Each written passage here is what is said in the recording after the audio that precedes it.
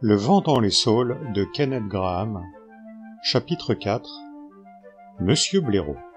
Lecture par Christophe Tabar. L'attente leur parut interminable.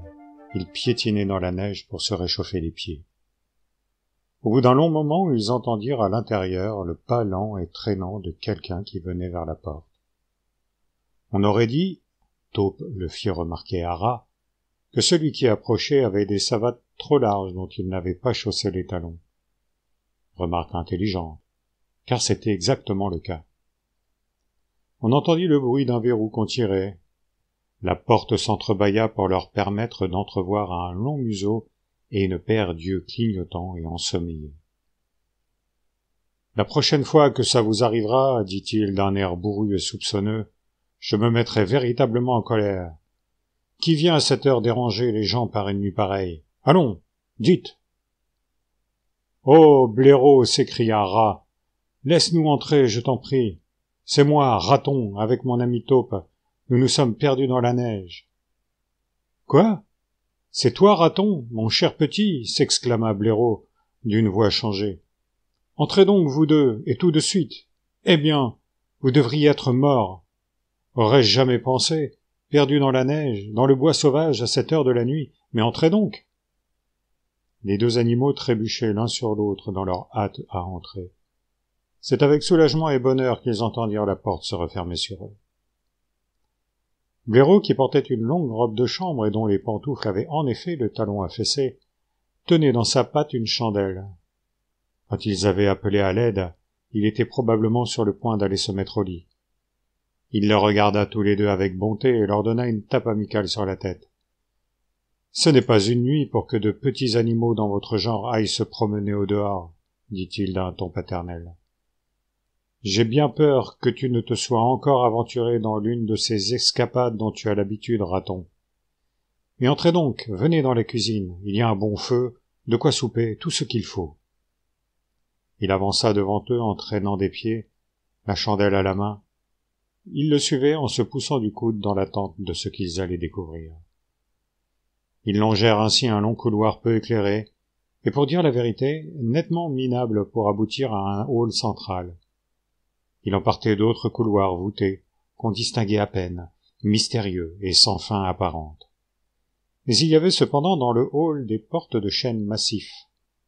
Blaireau en ouvrit une, et ils se trouvèrent dans une vaste cuisine illuminée et réchauffée par un grand feu. Le sol était recouvert de carreaux rouges bien entretenus. Dans le vaste foyer brûlait un feu de bois, entre deux magnifiques sièges d'encoignure encastrés dans le mur, à l'abri du moindre courant d'air. Deux bancs à haut dossier se faisaient face de chaque côté de l'âtre, en prévision des jours où il y avait du monde.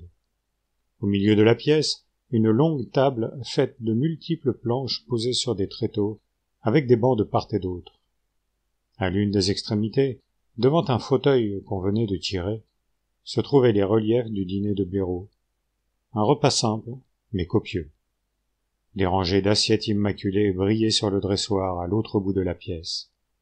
Aux poutres étaient pendus des jambons, des bouquets d'herbes aromatiques, des chapelets d'oignons, des paniers d'œufs.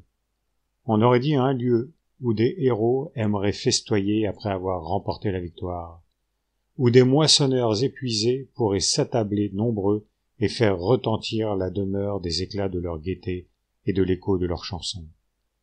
Ou bien où deux, trois amis au goût simple pourraient s'asseoir à leur fantaisie pour se restaurer, fumer, parler dans une atmosphère de confort et de contentement. Le sol de briques souriait au plafond enfumé.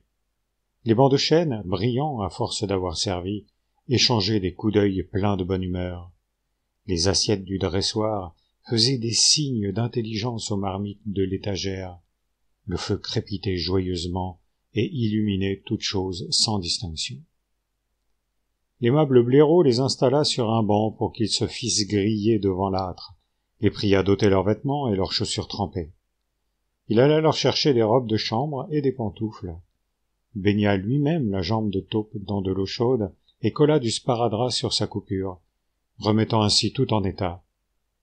Dans cette atmosphère de lumière et de chaleur, bien au sec, leurs jambes harassées étendues devant eux, en face du miroitement suggestif des assiettes qu'on était en train de disposer, ces animaux poursuivis par la tempête et maintenant parvenus dans un havre hospitalier avaient l'impression que le bois sauvage, glacé, impénétrable, était désormais à des kilomètres.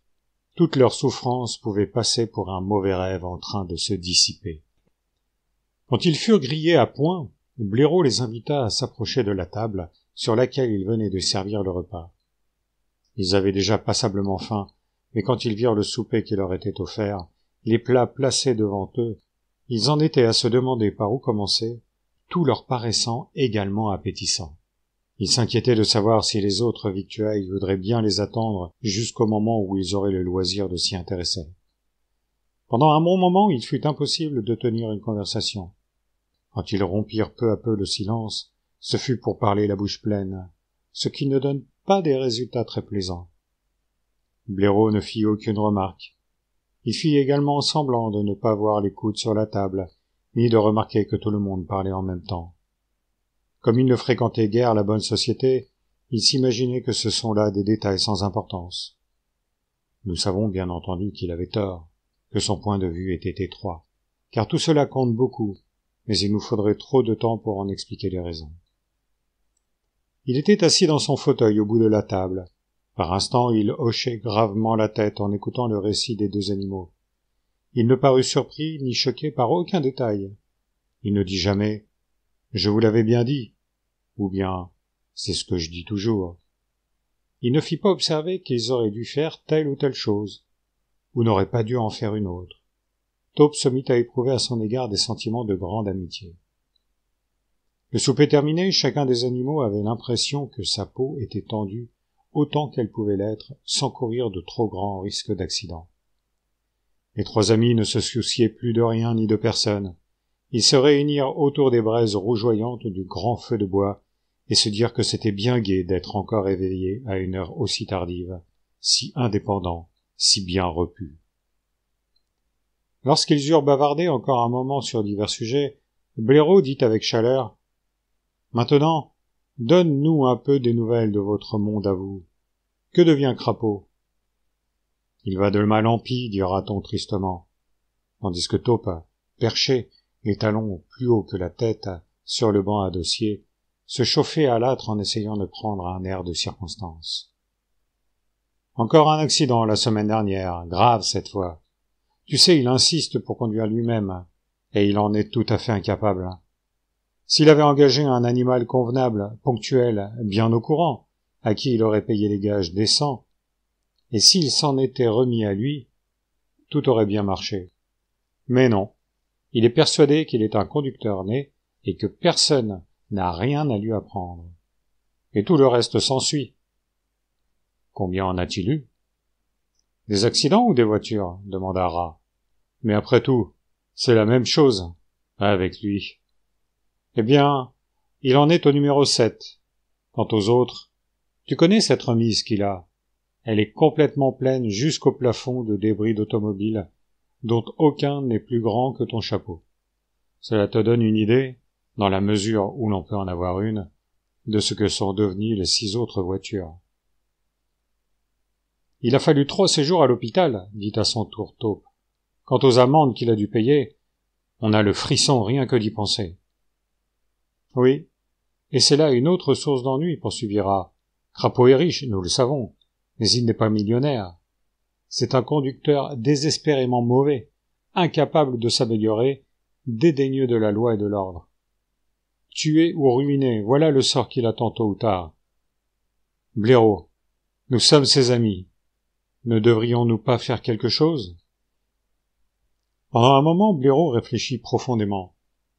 « Écoute, finit-il par dire sur un ton assez sévère, tu sais bien entendu que je ne peux rien faire en ce moment. » Les deux amis acquiescèrent, comprenant très bien ce qu'il voulait dire. Les usages veulent qu'aucun animal n'entreprenne une action décisive, vigoureuse, ou même de moyenne importance, pendant l'hiver qui est une période d'engourdissement. Les animaux somnolent, certains dorment pour de bon. Ils vivent au rythme des saisons. Ils se reposent des jours et des nuits pénibles pendant lesquels leurs muscles ont été soumis à une dure épreuve, toute leur force utilisée à plein. Dans ce cas, c'est bien, poursuivit Blaireau. Mais quand nous aurons vraiment changé de saison, quand les nuits seront redevenues plus courtes, que nous serons arrivés à l'époque où, bien avant le lever du soleil, on commence à s'agiter pour être à la tâche dès le début du jour, ou même avant, tu sais. Très sérieux, les deux animaux acquiescèrent. Ils savaient. Alors, continua Blaireau, toi, ton ami Taupe et moi-même, nous prendrons Crapaud sérieusement en main. Nous ne lui permettrons plus de faire de ces idioties. Nous le ramènerons à la raison de gré ou de force. Nous ferons de lui un crapaud plein de bon sens. Allons, tu dors, raton? Hein? Non, pas moi, dit Rat en se réveillant en sursaut. Voilà 2 ou 3 fois qu'il s'endort depuis la fin du souper, dit Taupe en riant. Pour sa part, il se sentait tout à fait réveillé et même agité, sans savoir pourquoi. La raison en était naturellement celle-ci. Comme il était par sa naissance et son éducation un animal souterrain, la situation de la maison de Blaireau lui convenait parfaitement et il s'y sentait chez lui. Tandis que Rat, qui dormait chaque nuit dans une chambre dont les fenêtres donnaient sur une rivière balayée par le vent, trouvait l'atmosphère oppressante. « Nous devrions tous être couchés à cette heure-ci, dit Blaireau en se levant et en saisissant les chateliers. Venez, vous deux, que je vous montre vos appartements. Et demain matin, prenez votre temps. Le petit déjeuner sera servi à l'heure qui vous conviendra. » Il conduisit les 2 animaux à une pièce en longueur, qui semblait être moitié chambre à coucher et moitié grenier. Les provisions de Blaireau pour l'hiver, qu'on voyait à vrai dire de tous côtés, occupaient en réalité la moitié de ce local. Tas de pommes, navets, pommes de terre, paniers de noix, jarres de miel. Mais les 2 petits lits blancs dans l'autre partie paraissaient moelleux et engageants. Les draps, bien qu'un peu rugueux, étaient bien nets et fleuraient bon la lavande. Taupe et Rat se débarrassèrent de leurs vêtements en 30 secondes et se glissèrent entre les draps avec joie et satisfaction. Conformément aux aimables conseils de Blaireau, les 2 animaux fatigués descendirent le lendemain matin très tard pour prendre leur petit déjeuner. Ils trouvèrent un bon feu dans la cuisine et 2 jeunes hérissons assis sur un banc devant la table en train de manger du porridge dans des bols de bois. À leur entrée, les hérissons laissèrent tomber leurs cuillères, se levèrent et s'inclinèrent respectueusement. « Asseyez-vous, dit Rat aimablement, et finissez votre porridge. D'où venez-vous, mes jeunes amis? Perdus dans la neige, je suppose? »« Oui, s'il vous plaît, monsieur, dit respectueusement l'aîné des hérissons. Moi et le petit Billy que voici, nous étions en train d'essayer de trouver notre chemin pour nous rendre à l'école. Maman aurait voulu que nous y allions malgré le temps. Et forcément, nous nous sommes perdus, monsieur. Et Billy, il a eu peur, alors il s'est mis à pleurer, étant jeune et pas beaucoup courageux. Et à la fin, on est arrivé juste à la porte de derrière de monsieur Blaireau. Un gentleman très bon, comme chacun sait. Je comprends, dit Rat en se coupant des tranches fines de lard fumé, pendant que Taupe jetait quelques œufs dans une poêle. Et comment est le temps au dehors? Et puis, ce n'est pas la peine de m'appeler comme ça tout le temps, monsieur. Oh, monsieur, affreusement mauvais. La couche de neige est terriblement épaisse, répondit le hérisson. Pas un temps à mettre le nez dehors pour des messieurs comme vous. Où est monsieur Blaireau? Demanda Taupe, qui était en train de faire réchauffer le café. Le patron de la maison, il est dans son bureau, répondit le hérisson. Et il a dit, comme ça, qu'il serait très très occupé ce matin et qu'on ne devait le déranger sous aucun prétexte. L'explication fut naturellement comprise par toutes les personnes présentes.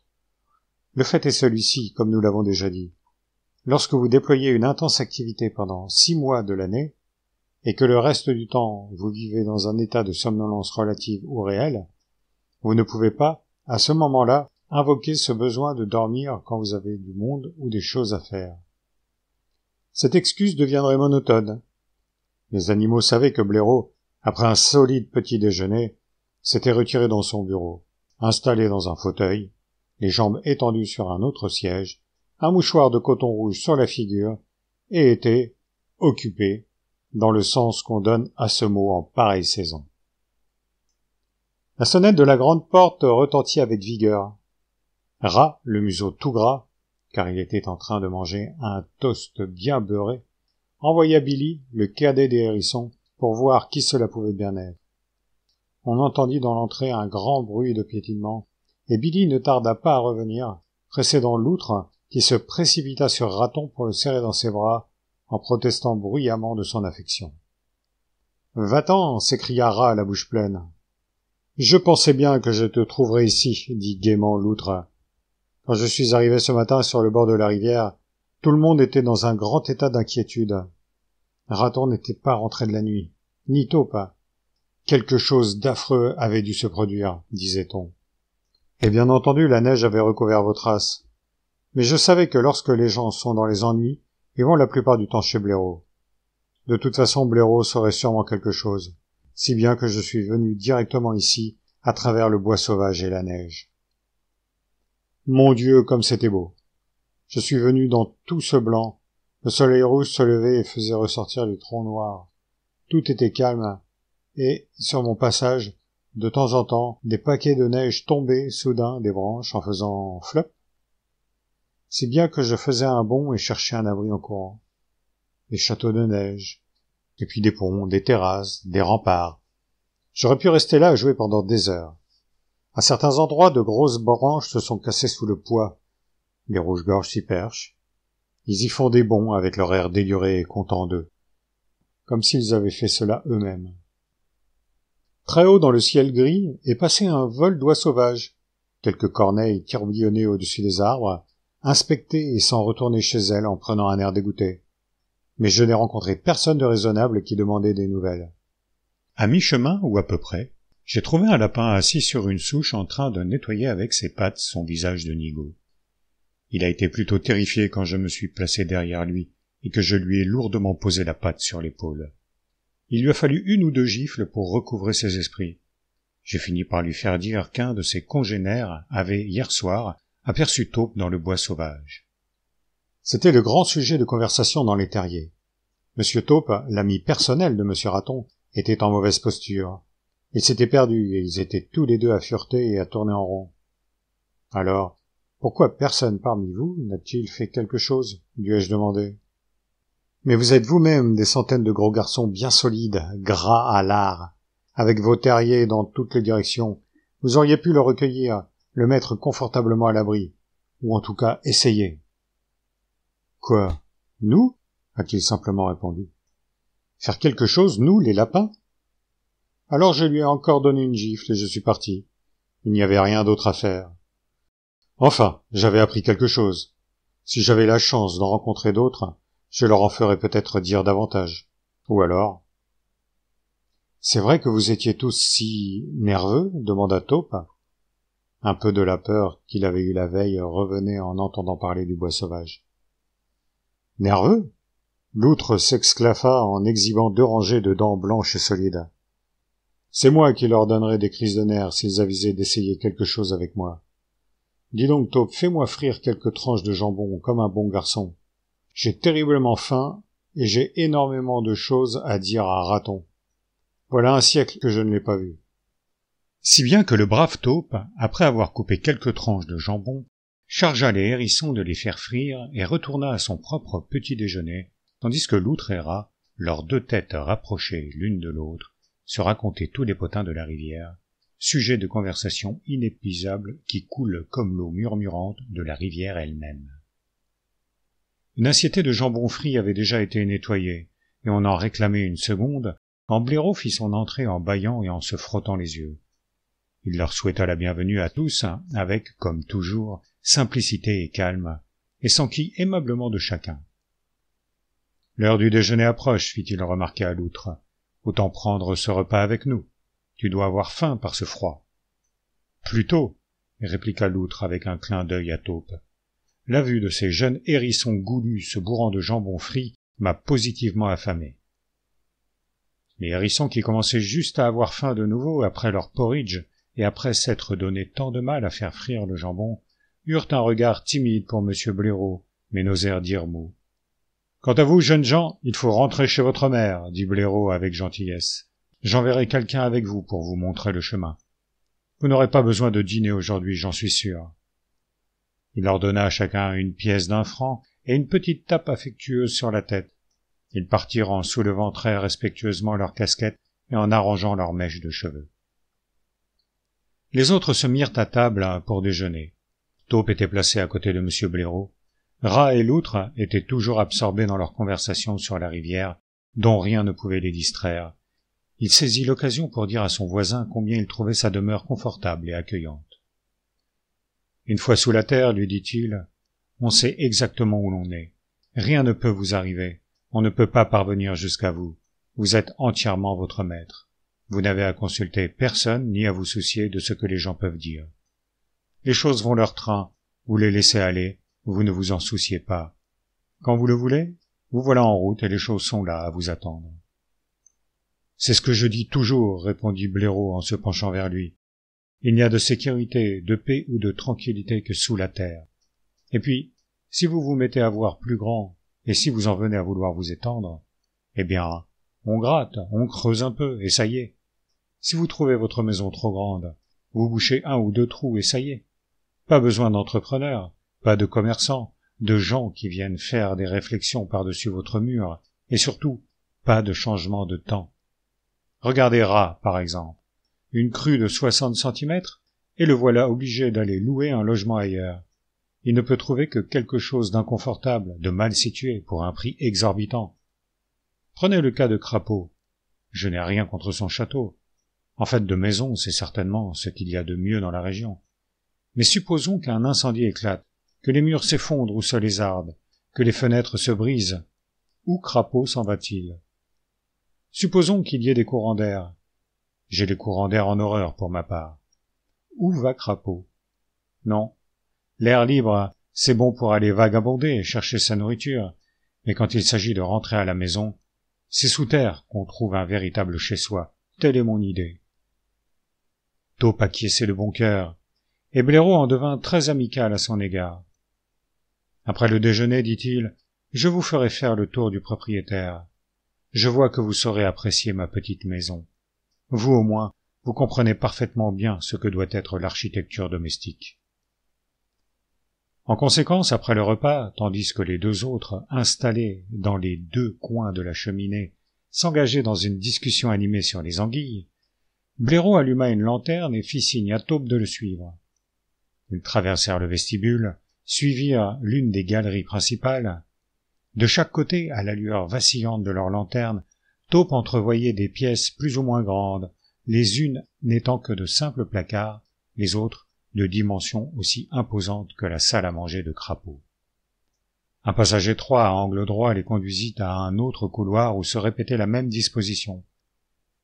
Taupe était frappé par les dimensions, l'étendue de toutes ces ramifications, par la longueur de ces couloirs obscurs, par les voûtes robustes, les réserves bourrées de provisions, le tout solidement maçonné, colonnes, arcs, pavages. « Comment diable, Blaireau, dit-il enfin, as-tu pu trouver le temps et l'énergie pour construire tout cela ? C'est étonnant. »« Ce le serait en effet si c'était mon œuvre, dit Blaireau avec une parfaite simplicité. Mais ce n'est pas le cas. Je n'ai absolument rien fait que nettoyer les couloirs et les chambres, à mesure que j'en avais l'utilisation. Il y en a encore des tas aux alentours. Je vois que tu ne comprends pas, je vais donc t'expliquer. Il y a très longtemps, à l'endroit où s'étend aujourd'hui le bois sauvage, avant qu'il ne se soit planté de lui-même et que les arbres n'aient atteint leur taille actuelle, il y avait là une ville habitée par des hommes. Là où nous sommes en ce moment, ils vivaient, ils allaient et venaient, parlaient, dormaient, faisaient leurs affaires. Ici, ils abritaient leurs chevaux, là, ils festoyaient. Ici, ils prenaient leur monture pour aller se battre, ou bien s'en aller en voiture faire du commerce. C'étaient des gens puissants, riches, de grands constructeurs. Ils bâtirent jusqu'à la dernière minute, car ils croyaient leur ville éternelle. « Mais que sont-ils devenus » demanda Taupe. « Qui peut le dire ?» dit Blaireau. « Des gens sont arrivés, ils sont restés un moment, ils ont construit, ils se sont développés, puis ils sont partis. C'est la vie. Mais nous sommes restés. On m'a dit qu'il y avait eu des blaireaux ici longtemps avant la naissance de cette cité. Et il y a de nouveau des blaireaux en ces lieux. Nous sommes très résistants. Nous pouvons disparaître pendant un moment, mais nous attendons. Nous sommes patients. Et nous revenons. Et il en sera toujours ainsi. » Bon. Et quand ces gens ont fini par s'en aller, dit Taupe ? Quand ils s'en sont allés, continua Blaireau, les vents violents et les pluies persistantes ont pris les choses en main, patiemment, sans répit, année après année. Peut-être les blaireaux ont-ils également aidé, à leur manière, qui peut savoir. Tout cela est tombé, progressivement. Ruine, nivellement, disparition. Et puis tout a recommencé à pousser, peu à peu, à mesure que les graines donnaient naissance à de jeunes arbres. Les jeunes arbres devinrent des forêts. Les ronces et les fougères sont venues à la rescousse, en rampant. Le terreau de feuilles s'est formé et a tout bouché. Pendant l'hiver, l'eau qui ruisselle apportait du sable, de la terre pour tout cimenter, combler les vides, recouvrir le sol. Et avec le temps, notre maisonnée s'est trouvée prête à nouveau. Nous avons emménagé. Au-dessus de nous, à la surface du sol, la même chose se produisait. Les animaux arrivèrent, aimèrent l'aspect que présentaient les lieux, ils s'installèrent, se répandirent, se développèrent. Ils ne se souciaient pas du passé. Ils ne le font jamais, ils sont trop occupés. L'endroit était un peu bosselé et monstrueux naturellement, et plein de trous. Mais ils y voyaient plutôt un avantage. Et ils ne se souciaient pas non plus de l'avenir. Du moment où les gens reviendraient peut-être, pour un temps, ce qui pouvait très bien se produire. Le bois sauvage est assez peuplé maintenant, du genre habituel. Des bons, des mauvais, des indifférents. Je n'attaque personne. Il faut de tout pour faire un monde. Et j'imagine que vous savez vous-même quelque chose sur leur compte. C'est exact, dit Taupe avec un léger frisson. Bon, dit Blaireau en lui donnant une tape amicale sur l'épaule. Cela a été votre première expérience, voyez-vous. Ils ne sont pas si mauvais en réalité. Nous devons tous vivre et laisser vivre. Mais je ferai donner des instructions à la ronde demain, et je crois que vous n'aurez plus d'ennui. Tous mes amis circulent dans cette région, où j'en demande raison. Quand ils revinrent dans la cuisine, ils trouvèrent Rat qui marchait de long en large, très agité. L'atmosphère souterraine l'oppressait et lui portait sur les nerfs. Il craignait, semblait-il, de voir partir la rivière s'il n'était pas là pour la surveiller. Il avait déjà endossé son pardessus, passé ses pistolets dans son ceinturon. « Viens, Taupe, dit-il avec une certaine inquiétude, dès qu'il aperçut son ami. « Il faut partir tant qu'il fait jour. Je ne tiens pas à passer une seconde nuit dans le bois sauvage. »« Ça va très bien s'arranger, mon bon, dit l'outre. Je pars avec vous. Je connais tous les sentiers. Je m'y retrouverai les yeux fermés. Et s'il y a une tête qui a besoin d'un bon coup de poing, comptez sur moi. » « Inutile de t'agiter, raton, dit Blaireau avec calme. Mes couloirs vont plus loin que tu ne crois, et j'ai, à la lisière du bois, des sorties dans plusieurs directions. Toutefois, je ne tiens pas à ce qu'elles soient connues de quiconque. Quand il faudra vraiment que vous partiez, je vous ferai sortir par l'un de mes raccourcis. En attendant, mettez-vous à l'aise et asseyez-vous. Cependant, Rat était anxieux de se trouver dehors et de regagner le bord de sa rivière, si bien que Blaireau, prenant sa lanterne, les conduisit par une longue galerie humide et sans aération, voûtée, creusée dans le roc, qui tournait, s'enfonçait, franchissait une distance qui leur parut représenter des kilomètres, tant ils étaient fatigués. La lumière du jour finit par apparaître confusément à travers les broussailles suspendues à la sortie. Blaireau leur adressa un rapide au revoir, les poussa à travers l'ouverture, puis arrangea des plantes grimpantes, des ronces, des feuilles mortes de manière à rendre à cette issue un aspect aussi naturel que possible, et enfin se retira. Ils se trouvaient exactement à la lisière du bois sauvage. Il y avait derrière eux des rochers, des plantes rampantes, des racines d'arbres enchevêtrées et emmêlées. Devant eux, sur une vaste étendue, des champs bordés de haies qui se détachaient en sombre sur la blancheur de la neige, et, très loin, le scintillement de leur chère vieille rivière, tandis que le soleil d'hiver était déjà bas sur l'horizon. L'outre, qui connaissait tous les sentiers, se mit à la tête du détachement, et ils se guidèrent en prenant pour repère un échalier éloigné.